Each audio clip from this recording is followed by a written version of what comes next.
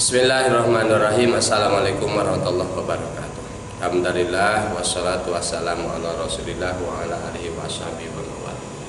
Pertemuan yang lalu kita membahas tentang sekelumit hal-hal yang berkaitan dengan kewajiban yang hidup kepada jenazah. Kemudian kewajiban yang hidup terhadap jasad jenazah, kemudian terhadap harta jenazah. Di antara hal yang berkaitan dengan harta yaitu pembagian waris. Oleh karena perlu kita memahami langkah-langkah apa saja yang harus ditempuh ketika seseorang akan membagikan harta warisan. Minimal ada 5 hal ini yang perlu diperhatikan. Yang pertama, setelah meninggal seseorang, maka ahli waris atau keluarganya yang pertama harus mengurus jenazah, memandikan, mengkafani, menyolatkan dan menguburkan, kemudian membayar utang-utang jenazah, kemudian melangsungkan apa-apa yang diwasiatkan oleh yang meninggal. Tapi wasiat ini harus ada saksi. Kemudian lagi la wasiat ahli warisin, tidak ada wasiat kepada ahli waris. Nah, dilaksanakan wasiat ketika di dalamnya tidak mengandung unsur maksiat. Kemudian yang kedua yang harus ditemui itu menentukan ahli waris, baik itu ahli waris laki-laki maupun ahli waris perempuan. Di mana kalau sudah ditentukan ahli waris laki-laki dan ahli waris perempuan, maka akan ada 3 hal. Yang pertama asobah, siapa saja nanti yang mendapatkan sisa pembagian setelah dibagikan dengan kadar-kadar tertentu furudul muqaddarah.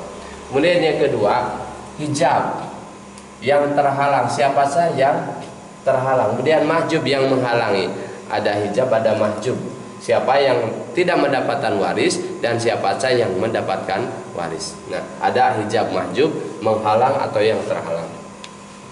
Kemudian yang ketiga menentukan furudul muqaddarah, ukuran ketentuan pembagian. Kemudian setelah ditentukan, di antara sebagian ahli waris ada yang mendapatkan asobah, baik itu asobah binafsi, asobah dengan dirinya, kemudian asobah ma'al ghair bersama yang lain atau asobah bil ghair. Itu jadi ada asobah binafsi, ada asobah bil ghair, ada asobah ma'al ghair. Insyaallah kita jelaskan dalam pertemuan berikutnya. Kemudian yang keempat menentukan jumlah harta warisan. Seluruh harta warisan dijumlahkan setelah diambil umpama harta suami meninggalkan istri, setelah diambil khusus harta istri. Kemudian kalaupun istri meninggal setelah diambil khusus harta milik suami sebelum adanya pernikahan. Makanya dalam pembagian waris sebetulnya tidak disilah gono gini itu disilah kita gono gini. Kalaupun bekerja sama dalam bisnis, dalam berusaha, maka ada istilah gono gini. Kemudian tentang gono gini juga berbeda pendapat, ada yang setengah-setengah, setengah buat suami, setengah buat istri.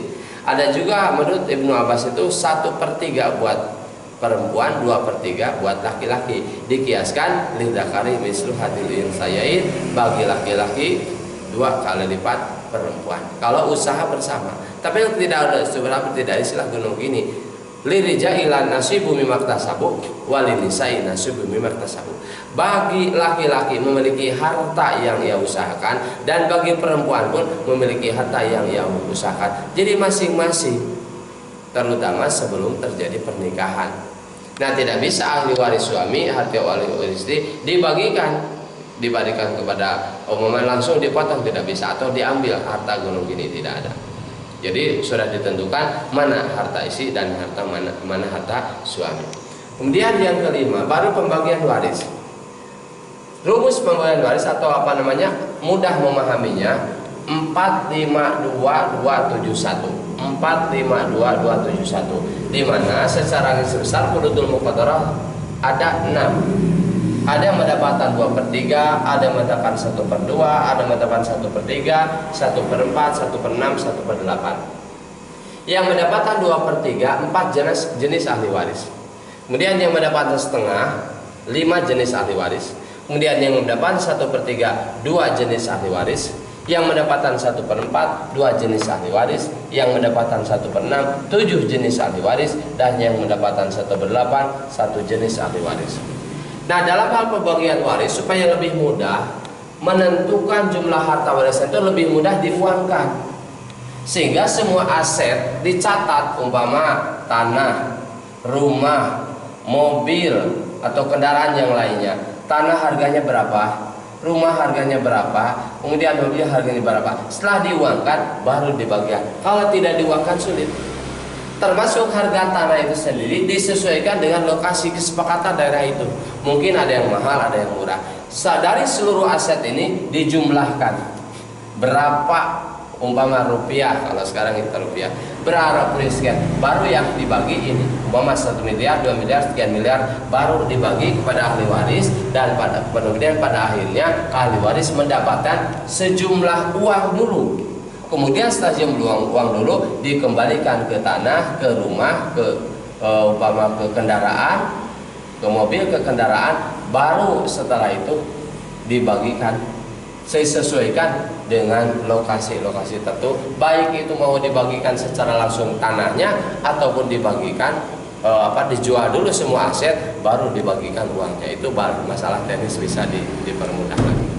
Nah, itu saja yang bisa disampaikan. Jazakumullahu khairan. Wassalamualaikum warahmatullahi wabarakatuh.